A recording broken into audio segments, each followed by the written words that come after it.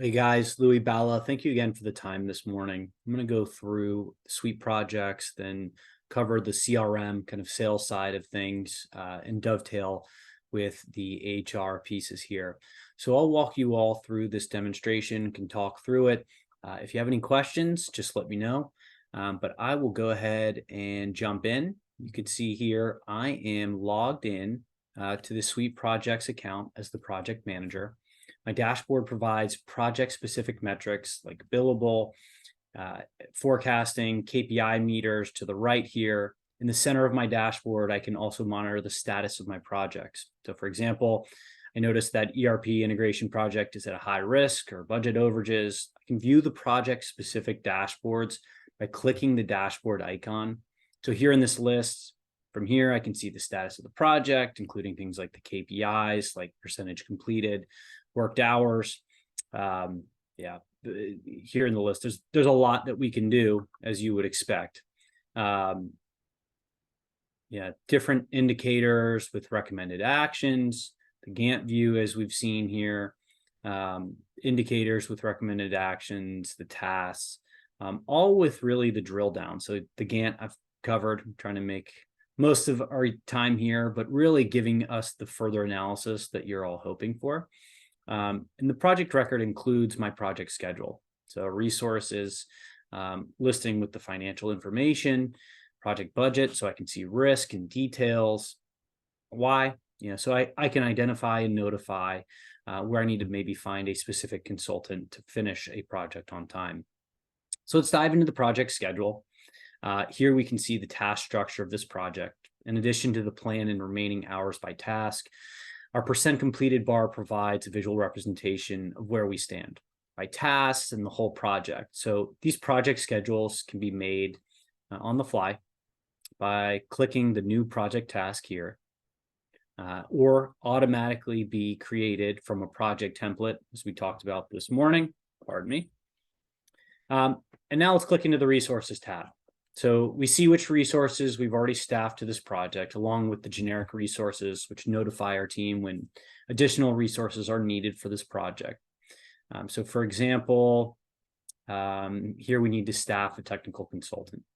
To staff the additional resources to this project, we'll use our resource allocation chart, which I have to open right here. So with the resource allocation chart, we can take a deeper look at our resources, the availability, as well as their skill set. There we go. Back on our project record, we house all the billing, all the revenue rules for this project in our financials tab, fixed dates, milestones, progress rules for fixed fee contracts, as well as time and expense purchase rules for time and material contracts. And now I'll click on the pending amount to view billing charges to be invoiced to this customer. All right, so the charges marked as ready are placed back on our project, and the budget tab shows the budgeted costs and revenue by category, defined as an activity code. So I'll click View Budget to see a more detailed analysis. From the project budget screen here, you have interactive charts that show budget versus actuals, as well as our budgeted margin against target. Going back to the project again,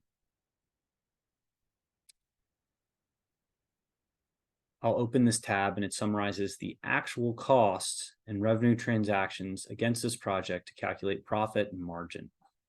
I have my project profitability report open, which allows me to see across all my projects to monitor project health. I think something that's super important. We can set thresholds. We can create different elements to help.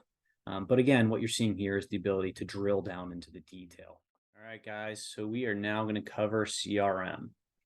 And I'm going to demonstrate the NetSuite Customer Relationship Management for a company like yours. I'm currently logged in as a sales rep. All the critical information I need for my role are right here on my dashboard. You can see, not necessarily pertinent to you all from a sales perspective, but having the ability to look at pipeline, easily see what leads I need to contact, what opportunities I need to close, how many sales are tracking for the month from my dashboard, all relatively basic as you would expect. But all this can be driven into things like my calendar, identifying, asking me to take action on these activities. So NetSuite allows for my sales manager or executives to have full visibility into efforts, pipeline, leading to accurate forecasting. So I think as we look at kind of the two roles as the COO and owner of the organization, having insight into our customers, understanding performance indicators, really getting a sense of pipeline for individuals if they are, facing those contracts, super important, with the ability to drill down, understanding different, prospects as you would expect, open opportunities, projected revenue for each deal, which is automatically weighted on our company policies for each sales stage. So from here, I'm going to go ahead and just click into an opportunity record. And you can see I'm going to make some edits here. And as I drill into this opportunity record,